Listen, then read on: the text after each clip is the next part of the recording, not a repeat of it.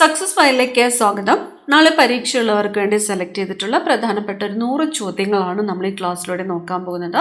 മുഴുവൻ ക്വസ്റ്റ്യൻസും അറ്റൻഡ് ചെയ്യാനായിട്ട് ശ്രമിക്കാം. സ്റ്റാർട്ട് ചെയ്യാം. ആദ്യത്തെ ചോദ്യം, Kerala state road transport corporation നിലവിൽ വന്ന വർഷം. Kerala state road transport corporation നിലവിൽ വന്നത് 1965 1965.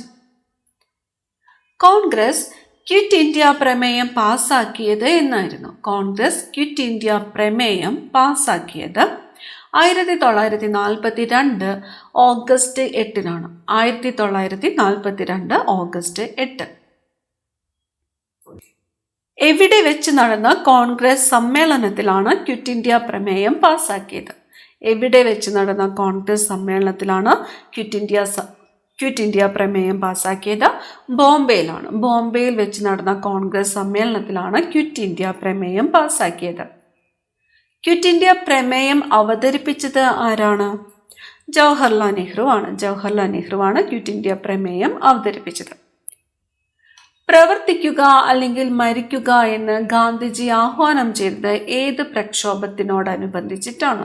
പ്രവർത്തിക്കുക അല്ലെങ്കിൽ മരിക്കുക എന്ന് ഗാന്ധിജി ആഹ്വാനം ചെയ്തത് ക്വിറ്റ് ഇന്ത്യ സമരവുമായിട്ട് ബന്ധപ്പെട്ടാണ്. ക്വിറ്റ് ഇന്ത്യ സമരം അറിയപ്പെടുന്ന മറ്റു പേരുകളാണ് ഓഗസ്റ്റ് പ്രക്ഷോഭം, ഭാരത് ചോഡോ ആന്തോളൻ എന്നെല്ലാം അറിയപ്പെടുന്നത് ക്വിറ്റ് ഇന്ത്യ സമരമാണ്. കരിമ്പുഴ വന്യജീവി സങ്കേതത്തിന്റെ വിസ്തീർണം എത്രയാണ്? കരിമ്പുഴ വന്യജീവി സങ്കേതത്തിന്റെ വിസ്തീർണം 227.97 ചതുരശ്ര കിലോമീറ്റർ ആണ്. കരിമ്പുഴ വന്യജീവി സങ്കേതത്തിന്റെ വിസ്തീർണം 227.97 ചതുരശ്ര കിലോമീറ്റർ.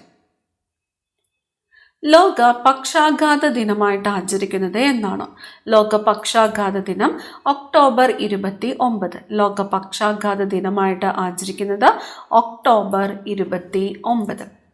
മാതാപിതാക്കളുടെയും മുതിർന്ന പൗരന്മാരുടെയും സംരക്ഷണത്തിനും ക്ഷേമത്തിനുമുള്ള നിയമം നിലവിൽ വന്ന വർഷം.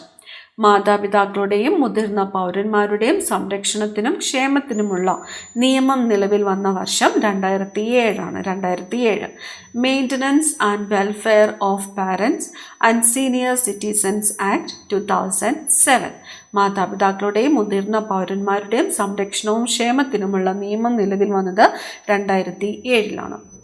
എംഫിസിമ ബാധിക്കുന്ന അവയവം. എംഫിസിമ ബാധിക്കുന്നത് ശ്വാസകോശത്തെയാണ്. എംഫിസിമ ബാധിക്കുന്നത് ശ്വാസകോശത്തെയാണ്.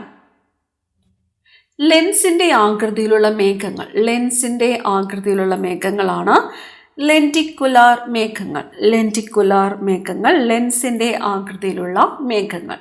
സാധാരണയായി മലനിരകളുടെ മുകളിൽ രൂപപ്പെടുന്നു. ലെൻസിന്റെ ആകൃതിയിലുള്ള മേഘങ്ങളാണ് ലെൻറ്റിക്കുലാർ മേഘങ്ങൾ. സാധാരണയായിട്ട് ഇവ കാണപ്പെടുന്നത് മലനിരകളുടെ മുകളിലാണ്. ഹേബർ പ്രക്രിയയിൽ ഉപയോഗിക്കുന്ന ഉൽപ്രേരകം. ഹേബർ പ്രക്രിയയിൽ ഉപയോഗിക്കുന്ന ഉൽപ്രേരകം ഇരുമ്പാണ്. ഇരുമ്പ്. ഹേബർ പ്രക്രിയ വഴി ഉൽപ്പാദിപ്പിക്കുന്നത് അമോണിയയാണ്. അമോണിയ. വലിയ ലോഹഭാഗങ്ങൾക്കുള്ളിലെ പൊട്ടലുകളും വിള്ളലുകളും കണ്ടെത്തുവാനായിട്ട് ഉപയോഗിക്കുന്നത്. വലിയ ലോഹഭാഗങ്ങൾക്കുള്ളിലെ പൊട്ടലുകളും വിള്ളലുകളും കണ്ടെത്തുവാനായിട്ട് ഉപയോഗിക്കുന്നത് അൾട്രാസോണിക് തരംഗങ്ങളാണ്. അൾട്രാസോണിക് തരംഗങ്ങൾ. 1765 സ്റ്റാമ്പ് ആക്ട് ഏത് വിപ്ലവവുമായിട്ട് ബന്ധപ്പെട്ടിരിക്കുന്നു? 1765 സ്റ്റാമ്പ് ആക്ട് അമേരിക്കൻ സ്വാതന്ത്ര്യ സമരവുമായിട്ടാണ് ബന്ധപ്പെട്ടിരിക്കുന്നത്. 1765 സ്റ്റാമ്പ് ആക്ട് അമേരിക്കൻ സ്വാതന്ത്ര്യ സമരവുമായിട്ട് ബന്ധപ്പെട്ടിരിക്കുന്നു. ചിന്തയുടെ വേഗതയിൽ ബിസിനസ് എന്ന പുസ്തകം രചിച്ചത് ആര്? പുസ്തകത്തിന്റെ പേര് ചിന്തയുടെ വേഗതയിൽ ബിസിനസ്. പുസ്തകം രചിച്ചത് ബിൽ ഗേറ്റ്സ് ആണ്. Bill Gates. മധുബാനി ചിത്രരചനാ രീതി ഏത് സംസ്ഥാനത്തെ തനത് ചിത്രകലാ രീതിയാണ്? മധുബാനി ചിത്രരചനാ രീതി ബീഹാറിലേതാണ്. ബീഹാർ. മധുബാനി ചിത്രരചനാ രീതി ബീഹാറിലെ തനത് ചിത്രകലാ രീതിയാണ്. തിരുവിതാംകൂറുമായി മാവേലിക്കര ഉടമ്പടിയിൽ ഒപ്പുവെച്ച യൂറോപ്യൻ ശക്തി. തിരുവിതാംകൂറുമായിട്ട് മാവേലിക്കര ഉടമ്പടിയിൽ ഒപ്പുവെച്ച യൂറോപ്യൻ ശക്തി ഏതാണ്? ഡച്ചുകാരാണ്. മാവേലിക്കര ഉടമ്പടിയിൽ ഒപ്പുവെച്ചത് ഡച്ചുകാരാണ്. 1753 ഓഗസ്റ്റ് 15. 1753 ഓഗസ്റ്റ് 15. അസ്ഥികൾ നിർമ്മിച്ചിരിക്കുന്ന കോശങ്ങളാണ് ഓസ്റ്റിയോബ്ലാസ്റ്റുകൾ. അസ്ഥികൾ നിർമ്മിച്ചിരിക്കുന്ന കോശങ്ങളാണ് ഓസ്റ്റിയോബ്ലാസ്റ്റുകൾ. നീതി ആയോഗിന്റെ ഭരണസമിതി ഗവേണിംഗ് കൗൺസിലാണ്. നീതി ആയോഗിന്റെ ഭരണസമിതി ഗവേണിംഗ് കൗൺസിലാണ്. കേന്ദ്ര മന്ത്രിസഭയിൽ കേരളത്തെ പ്രതിനിധാനം ചെയ്ത മന്ത്രിയായ ആദ്യത്തെ മലയാളി ആരാണ്? കേന്ദ്ര മന്ത്രിസഭയിലെ കേരളത്തെ പ്രതിനിധാനം ചെയ്ത മന്ത്രിയായ ആദ്യ മലയാളിയാണ് പനമ്പിള്ളി ഗോവിന്ദ മേനോൻ. അഭയാരണ്യം ഇക്കോ ടൂറിസം പദ്ധതി ഏത് ജില്ലയിലാണ്? അഭയാരണ്യം ഇക്കോ ടൂറിസം പദ്ധതി സ്ഥിതി ചെയ്യുന്ന ജില്ല എറണാകുളം ജില്ലയിലാണ്. അഭയാരണ്യം ഇക്കോ ടൂറിസം പദ്ധതി സ്ഥിതി ചെയ്യുന്നത് എറണാകുളം ജില്ലയിലാണ്. വട്ടമേശ സമ്മേളനത്തിന്റെ പരാജയത്തെ തുടർന്ന് സിവിൽ ആജ്ഞാ ലംഘന പ്രസ്ഥാനം പുനഃസ്ഥാപിച്ച വർഷം. സിവിൽ ആജ്ഞാ ലംഘന പ്രസ്ഥാനം പുനഃസ്ഥാപിച്ച വർഷം 1932. എന്തിന്റെ പരാജയത്തെ തുടർന്നാണ്? വട്ടമേശ സമ്മേളനത്തിന്റെ പരാജയത്തെ തുടർന്ന് സിവിൽ ആജ്ഞാ ലംഘന പ്രസ്ഥാനം പുനഃസ്ഥാപിച്ച വർഷം 1932. സിവിൽ ആജ്ഞാ ലംഘന പ്രസ്ഥാനം ഔദ്യോഗികമായിട്ട് പിൻവലിച്ച വർഷം ഏതാണ്? സിവിൽ ആജ്ഞാ ലംഘന പ്രസ്ഥാനം ഔദ്യോഗികമായിട്ട് പിൻവലിച്ചത് 1934. 1934. ഡാർവിൻസ് ട്യൂബർക്കിൾ കാണപ്പെടുന്നത് മനുഷ്യ ശരീരത്തിലെ ഏത് അവയവത്തിലാണ്? ഡാർവിൻസ് ട്യൂബർക്കിൾ ചെവിയിലാണ്. ഡാർവിൻസ് ട്യൂബർക്കിൾ കാണപ്പെടുന്നത് ചെവിയിലാണ്. യോജകകളയെ ബാധിക്കുന്ന ക്യാൻസർ ഏതാണ്? യോജകകളയെ ബാധിക്കുന്നത് സർക്കോമയാണ്. സർക്കോമ ബാധിക്കുന്നത് യോജകകളെയാണ്. യോജകകളയെ ബാധിക്കുന്ന ക്യാൻസറാണ് സർക്കോമ. കരിഞ്ചന്ത എന്ന നാടകം രചിച്ചത് ആര്? കരിഞ്ചന്തം VT ഭട്ടതിരിപ്പാടാണ്. VT ഭട്ടതിരിപ്പാട്. ഇന്ത്യയിലെ ഏറ്റവും വലിയ പീഠഭൂമി ഏതാണ്? ഇന്ത്യയിലെ ഏറ്റവും വലിയ പീഠഭൂമി ഡെക്കാൻ പീഠഭൂമിയാണ്. ഡെക്കാൻ പീഠഭൂമി. കേരളത്തിലെ ആദ്യത്തെ മന്ത്രിസഭ നിലവിൽ വന്നത് എന്ന്? കേരളത്തിലെ ആദ്യത്തെ മന്ത്രിസഭ നിലവിൽ വന്നത് ഏപ്രിൽ 5, 1957. ഏപ്രിൽ 5, 1957 കേരളത്തിലെ ആദ്യത്തെ മന്ത്രിസഭ നിലവിൽ വന്നത്. മലയാളി മെമ്മോറിയലിലെ തിരുവിതാംകൂറുകാർക്ക് എന്ന ആശയത്തിന്റെ ഉപജ്ഞാതാവ് ആരാണ്? ബാരിസ്റ്റർ GP പിള്ളയാണ്. Barrister GP Pillai. തിരുവിതാംകൂറുകാർക്ക് എന്നത് ഏതുമായിട്ട് ബന്ധപ്പെട്ടിരിക്കുന്നതെന്ന് ചോദിക്കാം. ഏതുമായിട്ടാണ്? മലയാളി മെമ്മോറിയലായിട്ടാണ്. ഇനി അടുത്ത ചോദ്യം, എടയ്ക്കൽ ഗുഹ സ്ഥിതി ചെയ്യുന്ന മല ഏതാണ്? എടയ്ക്കൽ ഗുഹ സ്ഥിതി ചെയ്യുന്നത് അമ്പുകുത്തി മലയാണ്. ഏത് ജില്ലയിലാണ്? വയനാട് ജില്ലയിലാണ്. വയനാട് ജില്ലയിലെ അമ്പുകുത്തി മലയിലാണ് എടയ്ക്കൽ ഗുഹ സ്ഥിതി ചെയ്യുന്നത്. കേരള സർക്കാർ ആരംഭിച്ച മറൈൻ ആംബുലൻസിന്റെ പേര് പ്രതീക്ഷ. കേരള സർക്കാർ ആരംഭിച്ച മറൈൻ ആംബുലൻസിന്റെ പേരാണ് പ്രതീക്ഷ. കാർഗിൽ യുദ്ധം നടന്ന വർഷം? കാർഗിൽ യുദ്ധം 1999 കാർഗിൽ യുദ്ധം നടന്നത്. 1999. ടേബിൾ ലാൻഡ് എന്നറിയപ്പെടുന്ന ഭൂരൂപം? ടേബിൾ ലാൻഡ് എന്നറിയപ്പെടുന്നത് പീഠഭൂമിയാണ്. ടേബിൾ ലാൻഡ് എന്നറിയപ്പെടുന്ന ഭൂരൂപം ഏതാണ്? പീഠഭൂമിയാണ്. ഭാരതത്തിന്റെ ഉരുക്കു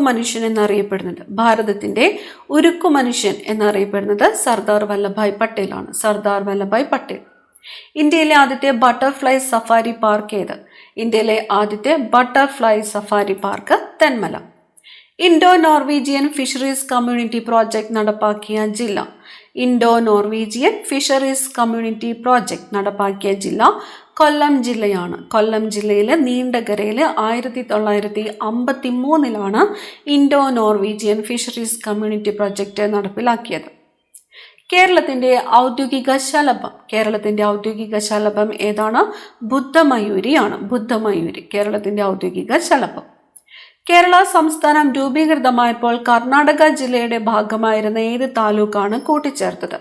കർണാടക ജില്ലയുടെ ഭാഗമായിരുന്ന ഹോസ്ദുർഗ് താലൂക്കാണ് കൂട്ടിച്ചേർത്തത്. Hosdurg taluk. Carbon dioxide കണ്ടുപിടിച്ചത് ആരാണ്? കാർബൺ ഡൈ ഓക്സൈഡ് കണ്ടുപിടിച്ചത് ജോസഫ് ബ്ലാക്ക് ആണ്. Joseph Black. ഒന്നാം പഞ്ചവത്സര പദ്ധതിയുടെ ആമുഖം തയ്യാറാക്കിയ മലയാളി. ഒന്നാമത്തെ പഞ്ചവത്സര പദ്ധതിയുടെ ആമുഖം തയ്യാറാക്കിയ മലയാളി KN രാജ് ആണ്. KN രാജ്. ഇന്ത്യയിൽ ഏറ്റവും കൂടുതൽ ചണം ഉൽപ്പാദിപ്പിക്കുന്ന സംസ്ഥാനം ഏതാണ്? ഇന്ത്യയിൽ ഏറ്റവും കൂടുതൽ ചണം ഉൽപ്പാദിപ്പിക്കുന്നത് പശ്ചിമ ബംഗാളാണ്. പശ്ചിമ ബംഗാൾ. അടുത്ത ചോദ്യം, സംസ്ഥാന പുനഃസംഘടനാ കമ്മീഷൻ അധ്യക്ഷനായിരുന്നത് ആര് എന്നാണ്? സംസ്ഥാന പുനഃസംഘടനാ അധ്യക്ഷൻ ഫസൽ അലി. സംസ്ഥാന പുനഃസംഘടനാ കമ്മീഷനിലെ അംഗങ്ങൾ ആരൊക്കെയായിരുന്നു? Fasal Ali, HN Kunzru, KM Panicker. അതിൽ അധ്യക്ഷനായിരുന്നത് ഫസൽ അലി. ഓക്സിജന്റെ അറ്റോമിക സംഖ്യ. ഓക്സിജന്റെ അറ്റോമിക സംഖ്യ 8 ആണ്. 8. കേരളത്തിലെ ആദ്യത്തെ ആദിവാസി പഞ്ചായത്ത്. കേരളത്തിലെ ആദ്യത്തെ ആദിവാസി പഞ്ചായത്ത് ഏതാണ്? ഇടമലക്കുടി ഗ്രാമപഞ്ചായത്താണ്. ഇടുക്കി ജില്ലയിലെ ഇടമലക്കുടി ഗ്രാമപഞ്ചായത്ത്. മുതുവാൻ ആദിവാസി വിഭാഗമാണ് ഉള്ളത്. ഇടമലക്കുടി ഗ്രാമപഞ്ചായത്ത്. കേരളത്തിലെ ആദ്യത്തെ ജലവൈദ്യുത പദ്ധതി ഏത്? കേരളത്തിലെ ആദ്യത്തെ ജലവൈദ്യുത പദ്ധതി പള്ളിവാസലാണ്. പള്ളിവാസൽ. ഇന്ത്യ ഔദ്യോഗികമായിട്ട് അറിയപ്പെടുന്നത് റിപ്പബ്ലിക് ഓഫ് ഇന്ത്യ എന്നാണ്. ഇന്ത്യ ഔദ്യോഗികമായിട്ട് അറിയപ്പെടുന്നത് റിപ്പബ്ലിക് ഓഫ് ഇന്ത്യ. സസ്യങ്ങൾക്കും ജീവനുണ്ട് എന്ന് കണ്ടെത്തിയത് ആരാണ്? സസ്യങ്ങൾക്കും ജീവനുണ്ട് എന്ന് കണ്ടെത്തിയത് JC ബോസ് ആണ്. JC boss. അറിവ് ശക്തിയാണ് അജ്ഞത മരണവും എന്ന് പറഞ്ഞത് ആരാണ്? അറിവ് ശക്തിയാണ് അജ്ഞത മരണവും എന്ന് പറഞ്ഞത് സ്വാമി വിവേകാനന്ദനാണ്. സ്വാമി വിവേകാനന്ദൻ.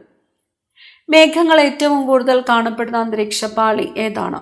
മേഘങ്ങൾ ഏറ്റവും കൂടുതൽ കാണപ്പെടുന്നത് ട്രോപ്പോസ്ഫിയറിലാണ്. ട്രോപ്പോസ്ഫിയർ. സ്ലിം ഡിസീസ് എന്നറിയപ്പെടുന്ന രോഗം? Slim disease. എയ്ഡ്സ് ആണ് സ്ലിം ഡിസീസ് എന്ന് അറിയപ്പെടുന്നത്. കുണ്ടറ വിളംബരം നടന്നത്? കുണ്ടറ വിളംബരം 1809 ജനുവരി 11. 1809 ജനുവരി 11.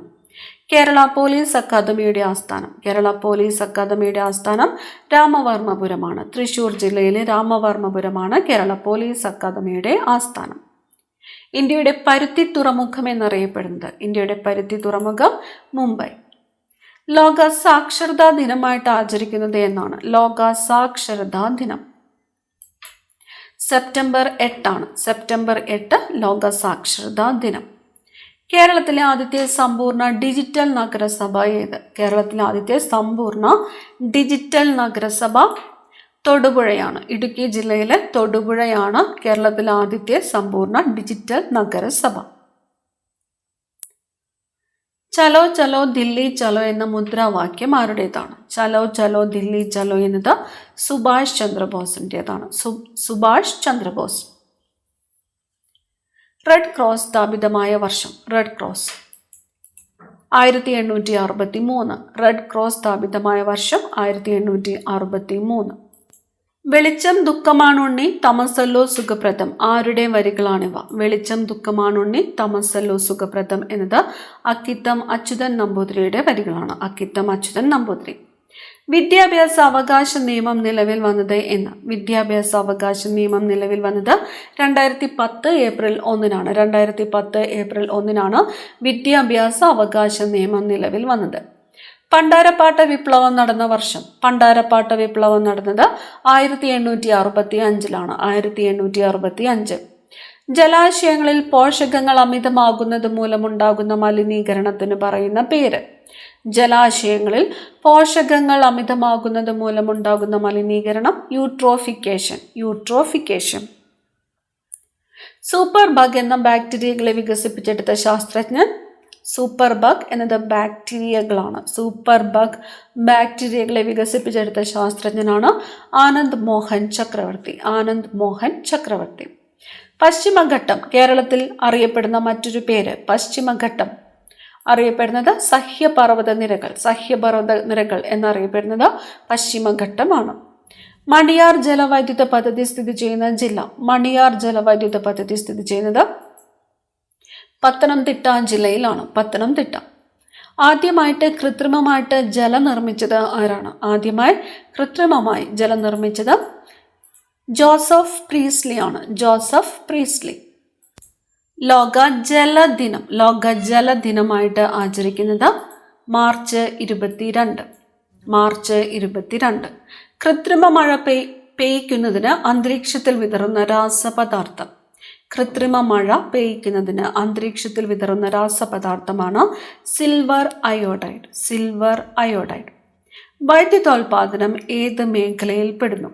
വൈദ്യുതോൽപാദനം ദ്വിതീയ മേഖലയിൽ പെടുന്നു. പ്ലാസി യുദ്ധം നടന്ന വർഷം 1757. 1757. കൃത്രിമമായി നിർമ്മിച്ച ആദ്യത്തെ മൂലകം ഏതാണ്? കൃത്രിമമായിട്ട് നിർമ്മിച്ച ആദ്യത്തെ മൂലകമാണ് ടെക്നീഷ്യം. ക്രിസ്മസ് രോഗം എന്നറിയപ്പെടുന്നത് ഹീമോഫീലിയ. DNA ഫിംഗർ പ്രിന്റിംഗ് കണ്ടെത്തിയത് ആര്? DNA ഫിംഗർ പ്രിന്റിംഗ് കണ്ടെത്തിയത് ഡോക്ടർ അലക് ജെഫ്രീസ് ആണ്. DNA ഫിംഗർ പ്രിന്റിംഗ് കണ്ടെത്തിയത് ഡോക്ടർ അലക് ജെഫ്രീസ്. സമത്വ സമാജം സ്ഥാപിച്ചത് വൈകുണ്ഠ സ്വാമികളാണ്. സ്വതന്ത്ര ഇന്ത്യയിലെ ആദ്യത്തെ വോട്ടർ ശ്യാം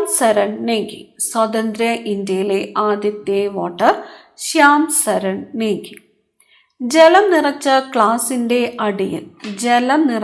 ഗ്ലാസിന്റെ അടിയിൽ വെച്ചിരിക്കുന്ന നാണയം അല്പം ഉയർന്നതായി തോന്നാൻ കാരണം അപവർത്തനം.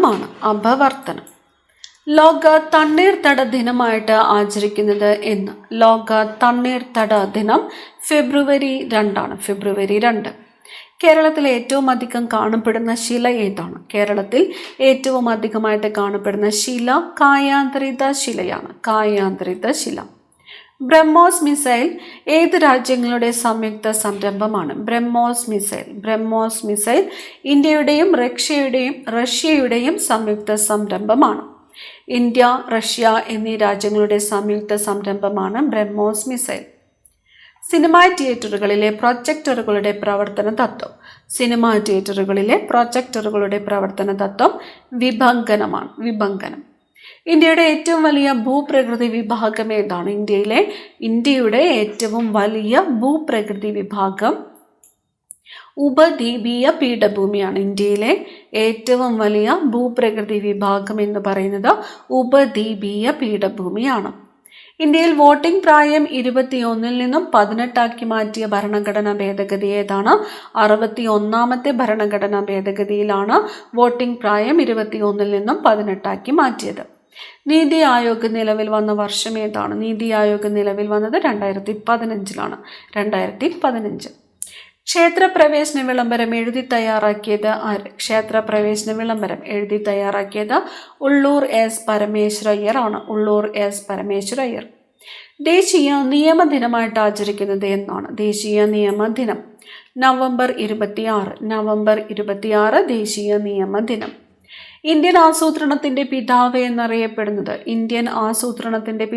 എന്നറിയപ്പെടുന്നത് എം വിശ്വേശ്വരയ്യ ആണ്.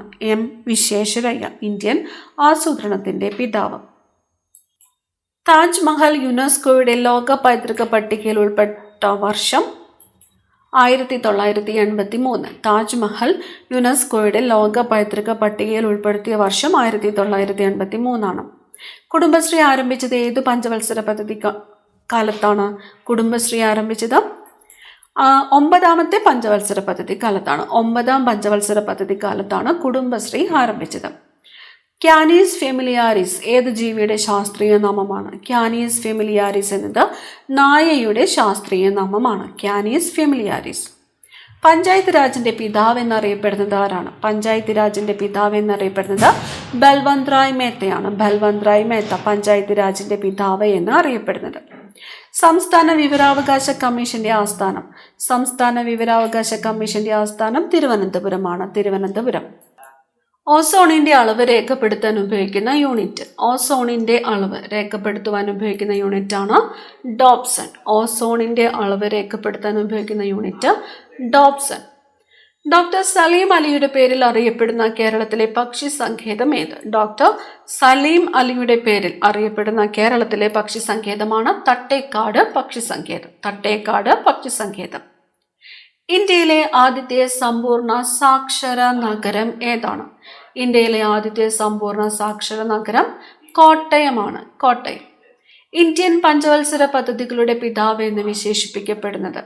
ഇന്ത്യൻ പഞ്ചവത്സര പദ്ധതികളുടെ പിതാവ് ജവഹർലാൽ നെഹ്റു. ഇന്ത്യൻ നാഷണൽ കോൺഗ്രസ് സ്ഥാപിച്ച വർഷം? ഇന്ത്യൻ നാഷണൽ കോൺഗ്രസ് സ്ഥാപിച്ചത് 1885 1885. നവഭാരതത്തിന്റെ പിതാവ് എന്നറിയപ്പെടുന്നത് ആര്? നവഭാരതത്തിന്റെ പിതാവ് എന്നറിയപ്പെടുന്നത് രാജാറാം മോഹൻ റോയ് ആണ്. രാജാറാം മോഹൻ റോയ് നവഭാരതത്തിന്റെ പിതാവ്. കേരള നവോത്ഥാനത്തിന്റെ പിതാവ് ആരാണ്? ശ്രീനാരായണ ഗുരുവാണ്. ശ്രീനാരായണ ഗുരു കേരള നവോത്ഥാനത്തിന്റെ പിതാവ്.